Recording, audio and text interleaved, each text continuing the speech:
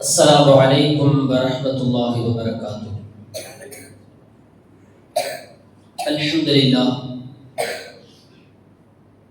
لله نحمده ونستعينه ونستغفره ونؤمن به ونتوكل عليه ونعوذ بالله من شرور أنفسنا ومن سيئات أعمالنا. من يهده الله فلا مضل له ومن يضلله فلا هادي له. ونشهد أن لا إله إلا الله وحده لا شريك له ونشهد أن سيدنا ومولانا محمدا عبده ورسوله. أما بعد، فقد قال الله تعالى في كلامه القديم والفرقان المجيد بعد أعوذ بالله من الشيطان الرجيم بفضل بسم الله الرحمن الرحيم. إن الله يأمركم أن تؤدوا الأمانات إلى أهلها. صدق الله مولانا العظيم.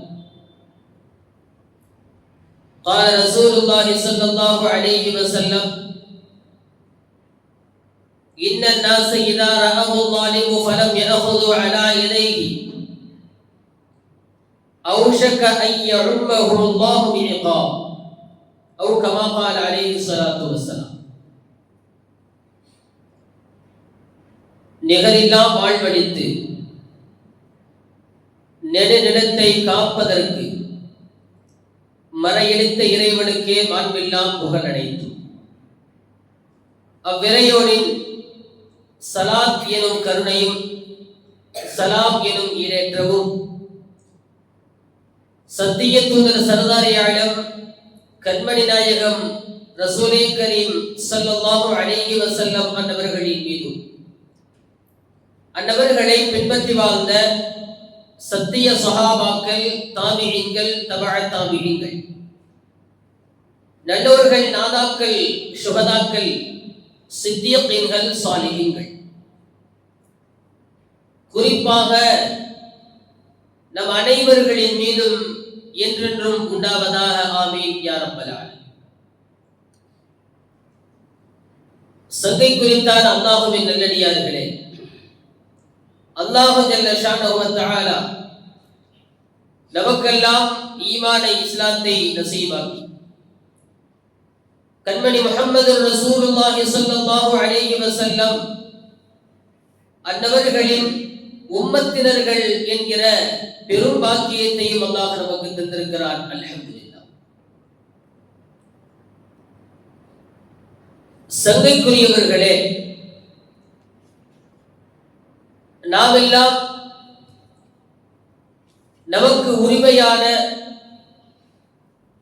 நம்முடைய அடையாளமான தேர்தலை முன்னோக்கி நாம் உணர்ந்திருக்கிறோம்.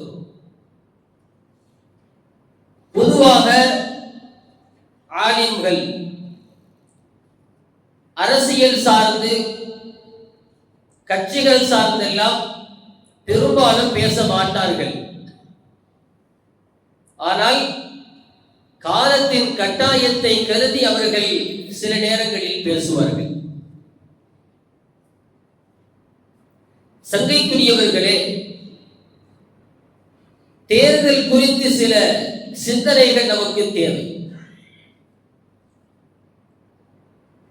இந்த தேர்தலில் வாக்களிக்கக்கூடிய வாக்காளர்கள், நாம் எல்லாம் வாக்காளர்கள்,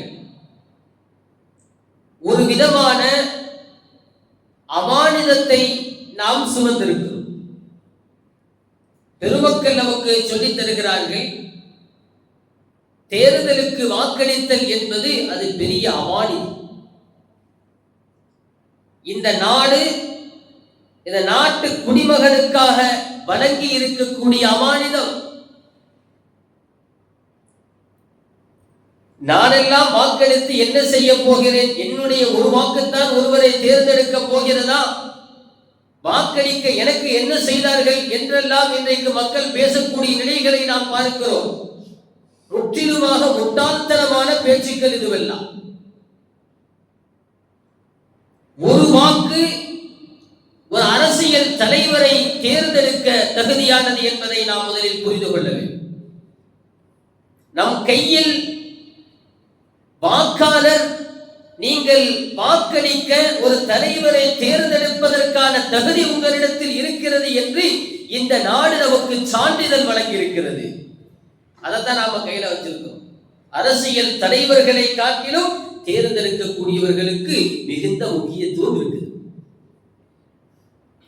அல்லாஹ் நமக்கு சொல்லித் தரும் பொழுது அழகாக சொல்லுகிறார், இன்னல்லாஹ யஅமுருக்கும் அன் துஅத்துல் அமானாத்தி இலா அஹ்லிஹா. அல்லாஹ் தஆலா அமானிதத்தை உரியவர்களிடத்தில் ஒப்படைக்கும்படி உங்களுக்கு ஏவுகிறார். அல்லாஹ் சொல்லுகிறார், எந்த விஷயத்தை எடுத்தாலும் சரிதான், எந்த பொறுப்பு கொடுத்தாலும் சரிதான், எந்த விஷயம் நம்மிடத்தில் ஒப்படைக்கப்பட்டிருக்கிறதோ அதை உரியவர்களிடத்தில் உரிய முறையில் ஒப்படைப்பது நம் அனைவர்களின் மீதும் கடமை. அல்லாஹ் தஆலா கத் அஃப்லஹல் முஃமினூன் 18வது ஜுஸுவுடைய ஆரம்பம். கத் அஃப்லஹல் முஃமினூன், முஃமின்கள் வெற்றி பெற்று விட்டார்கள். எப்படிப்பட்டவர்கள் என்று கீழே சொல்லி வருகிற போது அல்லாஹ் தஆலா ஒரு தகவலை சொல்கிறார். முஃமின்கள் வெற்றி பெற்று விட்டார்கள், இந்த தகுதி உள்ளவர்கள் எல்லாம் சொர்க்கத்தினுடைய வாரிசுகள் என்று அல்லாஹ் சொல்கிறார். சொல்லுகிற போது ஒரு தகவல், வல்லதீனஹும் லி அமானாத்திஹிம் வ அஹதிஹிம் ராஊன், அவர்கள் அமானிதத்தை பாதுகாக்கக்கூடியவர்கள், வாக்களித்தால் நிறைவேற்றக்கூடியவர்கள். ஒரு முஃமின் சொர்க்கத்தினுடைய வாரிசு எப்படிப்பட்டவராக இருப்பார்? வாக்குறுதி கொடுத்தால் அவர் நிறைவேற்றக்கூடியவராக இருப்பார். அமானிதம் கொடுத்தால் அதை முறையாக பேணக்கூடியவராக, பாதுகாக்கக்கூடியவராக இருப்பார். நமக்கான அமானிதம் தான் இந்த வாக்குரிமை என்பது. அடுத்து பெருமக்கள் நமக்கு சொல்லுகிறார்கள், இது ஒரு ஷஹாதத், இது நாம் சாட்சி சொல்வது. இன்னார் என்னை ஆட்சி செய்ய, எனக்கு தலைவராக வர தகுதி இருக்கிறது என்று நாம் சாட்சி சொல்லக்கூடியவர்களாக இருக்கிறோம். இதிலிருந்து நாம் நீங்க மாட்டோம். நமக்கென்னாடு நாம விலகி போக முடியாது. அதனுடைய முக்கியத்துவத்தை நாம் புரிந்து கொள்ள வேண்டும். எனக்கென்ன நாம போயிட முடியாது. முஸ்லிம்கள் இன்றைக்கு இந்த விஷயத்தில் ரொம்ப பின்தங்கி இருக்கிறார். நிறைய பேருக்கு ஓட்டர் ஐடியே கிடையாது. நிறைய பேர் தன்னுடைய வாக்காளர் அட்டை குறித்த சிந்தனையே கிடையாது. அரசாங்கம் கொஞ்சம் முக்கியத்துவம் கொடுக்கிறதுனாலதான், அதுல வேகம் எடுத்ததுனாலதான் என்னவோ நாம பரபரப்பா இருக்கிறோம். இல்லைன்னா அந்த சிந்தனையெல்லாம் நமக்கு வரவே வர. சாப்பிட்டமா, தூங்குறமா, நம்ம வேலையை நம்ம பார்த்தோமா, சம்பாதிச்சோமா, இப்படிதான் நம்முடைய வாழ்க்கை போகும். ஒரு நாடு குறித்து, இந்த நாட்டில் நாம் இருக்கிறோம், அதற்கான தேவைகள் என்ன, இந்த நாட்டில் நாம் வாழ்வதற்கான வாழ்வாதாரங்கள் என்ன, இந்த நாடு நமக்கு வழங்கி இருக்கக்கூடிய உரிமைகள் என்ன, அதை வாங்கக்கூடிய முறைகள் என்ன, பயன்படுத்துகிற முறை என்ன, பாதுகாக்கும் முறை என்ன, எதையுமே நாம் யோசிப்பது கிடையாது. நாம் சாட்சி சொல்லக்கூடிய இடத்தில் இருக்கிறோம். அல்லாஹ் சொல்கிறான், வலா தக்துமு ஷஹாதா, நீங்கள் சாட்சியை மறைக்காதீர்கள். வலா தக்துமு ஷஹாதா வமன் யக்துமுஹா ஃபஇன்னஹு ஆஸிமுன் கல்புஹு, எவன் ஒருவன் ஷஹாதத்தை மறைப்பானோ அவனுடைய உள்ளம் பாவத்தில் முழுமையாக இருக்கிறது.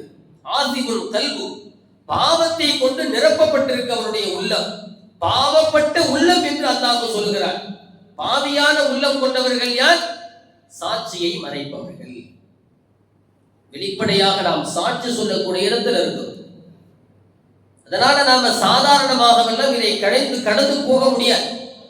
நிச்சயமாக தேர்தல் களம் நமக்கு முன்னால் இருக்கிறது. ஒரு பிரச்சனை, சாட்சி சொல்ல நாம் அழைக்கப்படுகிறோம். நமக்கு தெரியும் எது சரி எது தவறு என்று. ஆனால் சொல்லாமல் நாம் ஒதுங்கிக் கொண்டால், சொல்ல மாட்டேன் என்று விலகிச் சென்றால் நாம் பாவிகள். அப்போ அந்த தேர்தல் களத்தில் நம்முடைய பாதங்கள் நிற்க வேண்டும். நாம் சாட்சி சொல்லத்தான் வேண்டும்.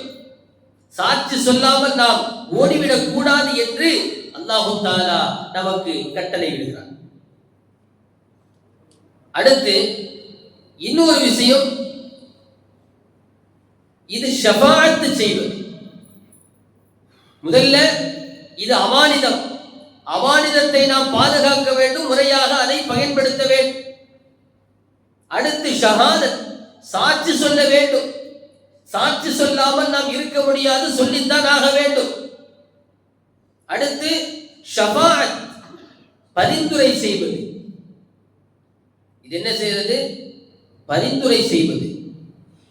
இன்னார் வந்தால் நல்ல விதமாக ஆட்சி செய்வார் அப்படி நாம் என்ன செய்யறோம்? ஒருவரை பார்த்து பரிந்துரை செய்கிறோம். பரிந்துரையோடு ஒப்பிடுகிறார்கள் இந்த தேர்தலை. மை யஷ்ஃபா ஷஃபாஅத்தன் ஹஸனத்தன் யகுல் லஹு நஸீபு மின்ஹா வ மை யஷ்ஃபா ஷஃபாஅத்தன் ஸய்யிஅத்தன் யகுல் லஹு கிஃப்லு மின்ஹா. அல்லாஹ் சொல்கிறார், நீங்கள் நல்ல சாட்சியம் அளித்தால் அது உங்களுக்கு நன்மையை பயக்கும், உங்களுக்கு நன்மையை தரும். கெட்ட ஷஃபாஅத்தை நீங்கள் செய்தீர்களேயானால் அது உங்களுக்கு கேடாக போய்விடும் என்று அல்லாஹ் சொல்கிறார். ஆகவே ஒருவரை பற்றி பரிந்துரை செய்யக்கூடிய நாம் முறையாக சரியாக பார்த்து பரிந்துரை செய்யணும். முறையாக என்ன செய்யணும்? பார்த்து பரிந்துரை செய்யணும்.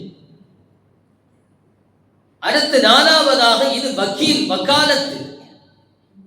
நாம் ஒருவரை குறித்து பொறுப்பேற்றுக் கொள்கிறோம். ஒரு வேட்பாளரை நாம் தேர்ந்தெடுத்து இந்த வேட்பாளர் நல்ல விதமாக ஆட்சி செய்வார், இவருக்கு நான் பொறுப்பேற்றுக் கொள்கிறேன் என்று நாம் சொல்கிறோம். வாக்கு செலுத்த போறோமே, இப்ப நாம சிந்தனை எப்படி இருக்கணும்? நம்ம தலைவர் வரணுங்கிறது அல்ல நோக்கம். நாம முஸ்லிம்கள், முதல்ல முஸ்லிம்கள் இதுல கவனமாக இருக்க வேண்டும், கண்ணும் கருத்துமாக இருக்க வேண்டும். வக்கீல், நான் வக்கீலாக இருக்கிறேன், இந்த மனிதர், இந்த வேட்பாளர் நல்ல விதமாக ஆட்சி செய்வார் என்று நான் அவரின் சார்பாக பொறுப்பேற்றுக் கொள்கிறேன். இதுல என்ன தெரியுமா? பொறுப்பேற்கக்கூடியவர் யாரை பொறுப்பேற்கிறாரோ அவர் சரியானவராகத்தான் இருக்கணும். நாம பொண்ணுக்கு நிக்காஹ் செஞ்சு வைக்கிறோம், வக்கீலாக இருக்கிறோம். வக்கீலு ரோட்ல போற ஆளை பிடிச்சி பொண்ணுக்கு கட்டி வைப்பாரா? ரோட்ல யாரோ போறான், அவனை பிடிச்சி தன்னுடைய பொண்ணுக்கு கட்டி வைப்பாரா? இல்ல. என்ன செய்வாரு? பொண்ணுக்கு நல்ல தகுதியான மாப்பிள்ளையா பார்ப்பார். இவர் தகுதியா, இவர் நல்ல விதமாக பொண்ணை வச்சுக்குவாரா அப்படின்னு எல்லாம் பார்த்துதான வக்கீல் பொறுப்பேற்கிறார். அந்த இடத்துல வக்கீலாக வருகிறாரே, அவர் அந்த இடத்துல என்னுடைய இந்த பிள்ளையை நான் உங்களுக்கு திருமணம் முடித்து தருகிறேன் என்று சொல்ல வேண்டும் என்றால் மாப்பிள்ளை எப்படி இருக்கணும்? தகுதி உள்ள ஆளா இருக்கணும். பின்னால சூழ்நிலைகள் மாறுது, அது நம்மளால ஒன்றும் சொல்ல முடியாது, அது வேறு விஷயம். ஆனால் அவர் பொறுப்பேற்கும் அந்த நேரத்தில் எப்படி இருக்கணும்? சரியான ஆளை தேர்ந்தெடுக்க வேண்டும். இன்னைக்கு கேள்விகள் என்ன தெரியுமா? எவனுமே உத்தமனாக இல்லையே. சமுதாயம் இன்னைக்கு பேசக்கூடிய விஷயம் என்ன தெரியுமா? எல்லாமே திருட்டு பயலுங்க. எப்படி பேசுறோம்? எப்படி பேசுறோங்க?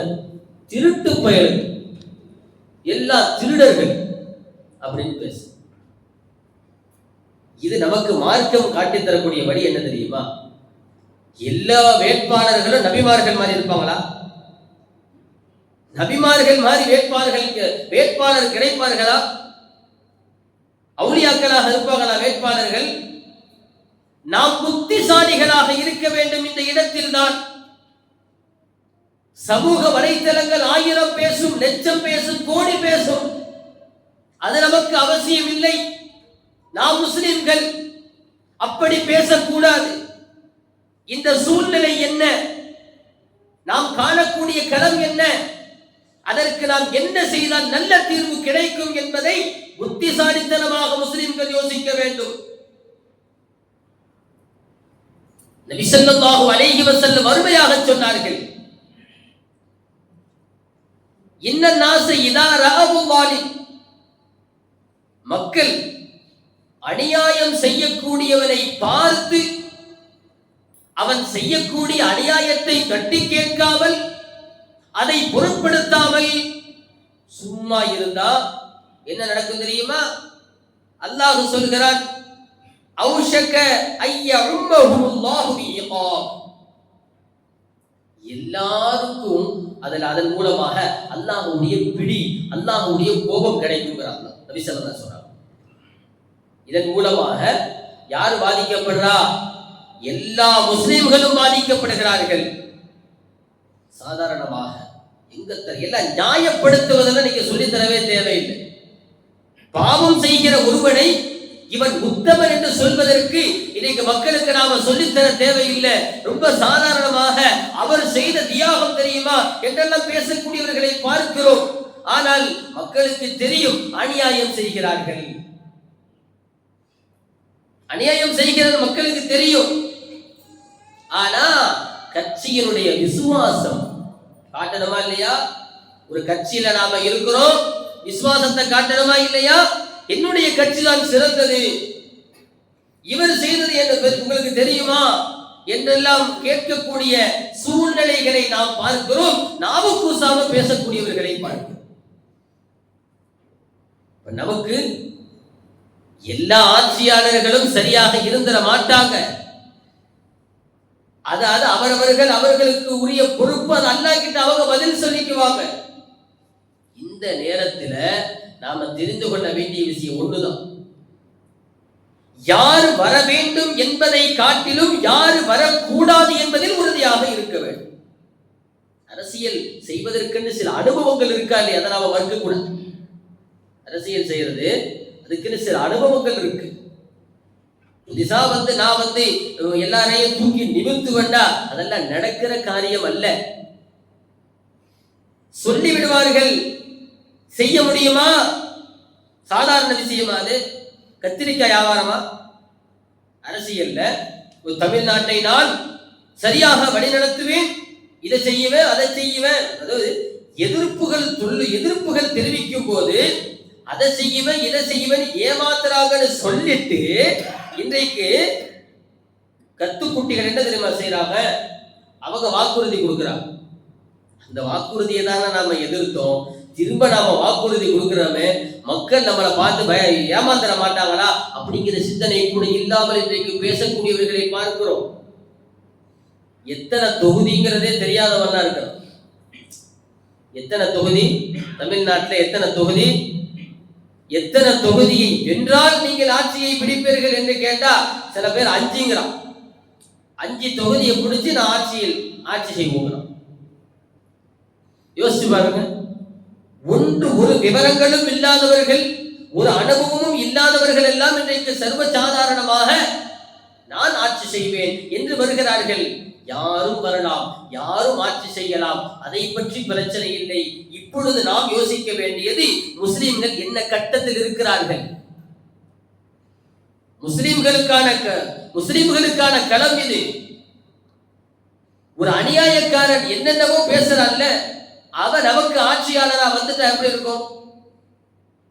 நம்முடைய கதி என்னவாக இருக்கும்? இல்லாத போதே, நம்மை ஆட்சி செய்யாத போதே 1008 விஷயங்கள் நடக்கிற போது ஆட்சிக்கு வந்துட்டா எப்படி இருக்கும்? முஸ்லிம்கள் ரொம்ப சாதாரணமாக இன்றைக்கு பிரிந்து சின்ன பின்னமாக கிடக்கிறார்கள். பிரிந்து சின்ன நமக்கான ஒரு மிகப்பெரிய கேவலம். நாம் பின்தங்கி இருப்பதற்கான ஒரே காரணம் அதுதான். இந்த நேரத்தில் நாம யோசிக்கிறது, நாம எல்லாம் முஃமின்கள், நாம முஸ்லிம்கள். ஒரு முஸ்லிம், ஒரு முஃமின் அநியாயத்துக்கு துணையாக நிற்க மாட்டான். ஒருவன் அநியாயம் செய்தால் அந்த அநியாயத்தை இந்த முஸ்லிம் முஃமின் கண்டும் காணாமல் இருக்க மாட்டான். அவன் அநியாயத்தை தட்டி கேட்பான். அநியாயம் செய்தால் ஏன் என்று கேட்பான். நீ எது செய்தாலும் நியாயப்படுத்துவேன் என்று நிற்க மாட்டான். இன்னைக்கு சரியான புரிதல்கள் இல்லாமல் முஸ்லிம்களே என்ன செய்யறோம்? இந்த நேரத்துல இந்த களத்தை நாம எப்படி பயன்படுத்தணும், யாருக்கு இந்த நேரத்துல நாம சாட்சி சொல்லணும்? உண்மையிலே ஒரு விஷயம் சொல்லட்டுமா? ஒரு உத்தமனுக்குத்தான் நான் ஓட்டு போடுவேன் என்று ஒருத்தன் சொல்லட்டும். ஓட்டை யாருக்குமே போட முடியாது. சொல்லட்டுமா? யாருக்குமே ஓட்டு போட முடியாது. உத்தமன் யார சொல்ல முடியும்? யாரையாவது கூட்டு வந்து இவர் பர்ஃபெக்ட்னு சொல்ல முடியுமா? சொல்லக்கூடிய இடத்துல யாராவது இருப்பாங்களா? அதான் நான் ஆரம்பத்திலே சொன்னேன். நபிமார்கள் அல்ல வேட்பாளர்கள், அவுலியாக்கள் அல்ல வேட்பாளர்கள். சராசரியான மக்கள் எது வேண்டாலும் நடக்கலாம், எப்படியும் நடக்கலாம். ஒரு நேரத்தில் இருந்தது அரசியல் என்பது, ஒரு நேரத்துல அது மிகப்பெரிய சேவையாக பார்க்கப்பட்டது. அரசியல் மூலமாக மக்கள் மிகப்பெரிய லாபத்தை அடைந்தவர்கள், சந்தோஷமாக இருக்கக்கூடிய சூழ்நிலை எல்லாம் இருக்கத்தான் செய்தது, இல்லாமல் இல்லை. இப்பொழுது இது வியாபாரம். நாம யாராவது மறுக்க முடியுமா? லட்சம் கணக்கில் கோடி கணக்கில் சம்பாதிக்கக்கூடிய ஒரு பிளாட்ஃபார்ம். நாம அரசியலை பார்க்கணும், அப்படித்தான் இருக்கிறது. என்ன செய்ய முடியும்? அதுக்காக நாம வித்தியாசமாக பேசிக்கொண்டு நம்முடைய வாக்குகளை நாம் என்ன செய்யறோம்? உதாசீனப்படுத்த. சில பேர் சில உறுதியில் இருப்பாங்க. என்ன உறுதி தெரியுமா? எவன் காசு கொடுக்குறானோ அவனுக்கு ஓட்டு போடணும். மிகப்பெரிய தவறு. ஓட்டு போடுறதுக்கு காசு வாங்குறது, நம்ம காசை தான் நமக்கு திருப்பி கொடுக்குறாங்க அப்படிங்கிற நினைப்பு இன்னைக்கு இருக்கு நிறைய பேருக்கு. ஹராம். வாக்குக்காக ஒருவன் காசு கொடுத்தாலும் ஹராம், வாங்கினாலும் ஹராம். பிச்சை எடுப்பவனை விட கேவலமான ஒரு விஷயம் அது. இதுக்கு ஒரு உதாரணம் சொல்லுவாங்க. பஸ்ல ஏறி ஒருத்தர் பிரயாணப்படுறாரு. அவர் பாக்கெட்ல இருந்த மணி பரிசை ஒருத்தர் திருடிட்டான். அதுல 5000 ரூபாய் இருந்துச்சு. 5000 ரூபாய் இருந்துச்சு. ஒருத்தர் திருடிட்டான். டிக்கெட் கேட்கிறாரு. கண்டக்டர் வராரு, டிக்கெட் எடுங்கன்னு. ஜோபுல பார்த்தா பரிசை காணும், வேற காசும் இல்லை. உடனே ஒருத்தர் சொன்னான், அவர்கிட்ட காசு இல்லையா, நான் பொறுப்பேற்றுக்கிறேன், நான் தர்றேன் பஸ்ஸுக்குரிய காசு செஞ்சு. அவன் 20 ரூபா நான் தரேன்ட்டு அவன் பொறுப்பேற்றுக்கிட்டான். 20 ரூபா கொடுத்துட்டான்.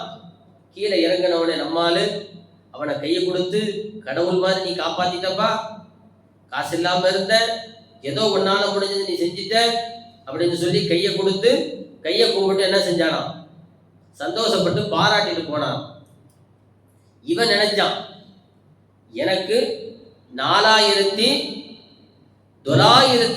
ரூபாய் லாபம், 4980 ரூபாய் லாபம் அவன் நினைச்சுக்கிட்டு போனான். இப்ப நம் கையில் வரக்கூடிய காசு என்ன? சொந்த காசா சம்பாதிச்சு உழைச்சி நமக்கு தரப்படக்கூடிய பணமா? அது சொந்த காசிலிருந்து கொடுத்தால் ஒரு தலைவர், என்னுடைய மக்களுக்காக தொண்டர்களுக்காக நான் தருகிறேன், என்னுடைய உழைப்பு இது, இதனால நான் தரேன்னு சொன்ன அல்ஹம்துலில்லாஹ் நாம் வாங்கிக்கலாம். அது அன்பளிப்பு, அதை பத்தி பிரச்சனை. தேர்தல் நேரத்தில் வெளிவந்தால் நிச்சயமாக நாம் வாங்கக்கூடாது. நபி ஸல்லல்லாஹு அலைஹி வஸல்லம் சொன்னார்கள், லஞ்சம் வாங்குவதும் ஹராம், கொடுப்பதும் ஹராம், அதற்கு இடைத்தரகர்கள் அதுவும் ஹராம் தான். வாங்கி கொடுக்கிற இடத்துல நிக்கிறமா இல்லையா? எந்த விஷயமா இருந்தாலும் அப்படித்தான். லஞ்சம் வாங்கினாலும் கொடுத்தாலும் அதற்கு துணையாக நின்றாலும் குல்லுஹும் ஃபின்னார், எல்லாருமே நரகத்துக்கு தான். அதனால இது தேர்தல் நேரங்கள்ல பணம் கொடுத்தா யாரும் வாங்காது, அது ஹராம் தான். மார்க்கத்தினுடைய தீர்ப்பு, ஃபத்வா, வாங்கவே கூடாது. அதே போல தேர்தல் களத்தை முஸ்லிம்கள் சரியாக பயன்படுத்த வேண்டும். ஒரு ஹாஸ்டல்ல 100 மாணவர்கள் இருந்தார்களாம். ஹாஸ்டல்ல 100 மாணவர்கள். 100 மாணவர்கள்ல எல்லாரும் என்ன செஞ்சாங்க?